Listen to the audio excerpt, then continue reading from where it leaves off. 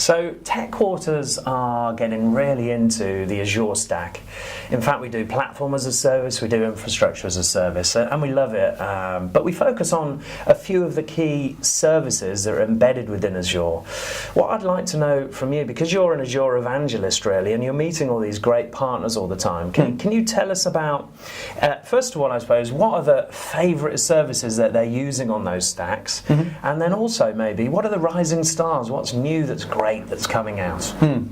So Azure is really interesting because it's a really rich platform with a mixture of some of the services that you would expect to be in there, so lots of infrastructure, storage, but it's kind of got the benefits of scalability and elasticity in there.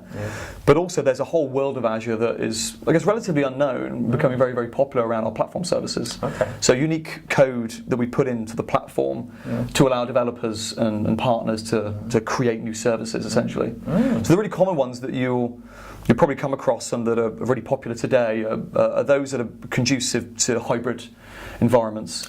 So we see a lot of adoption of things like disaster recovery tooling in Azure, which will support multiple environments, so Linux, VMware, Microsoft, that kind of thing. Lots of backup services. A key challenge lots of organizations have is also dealing with large amounts of data, volumes of data as well. So specifically, how do I archive that and get it into a condition that is suitable for GDPR coming next year? So identifying it, classifying it, that kind of thing. So even just storage in itself, we have lots of really great variations of our storage options in Azure that you can use. So they're very, very popular, and it's kind of assuming over the next few years that there are still lots of legacy workloads and applications that aren't necessarily right to wholly move to the cloud just yet. And how do I deal with that in a hybrid world? Then there's a really, I guess, large market opportunity and movement that we're seeing around moving whole workloads to the cloud. So just lifting it from infrastructure, either on premises or in a private environment, through to the Microsoft cloud. But when it's there, leveraging the intelligence of the platform to do things like automation, scaling services up and down, or bursting out if you need to get really large scale at any one time.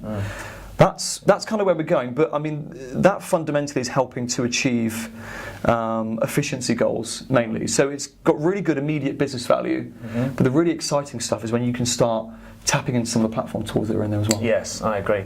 I mean, we're obviously going to Azure, as are you. I can't wait to have a good chat at the UK Lounge and talk about all the latest and greatest after all the keynote.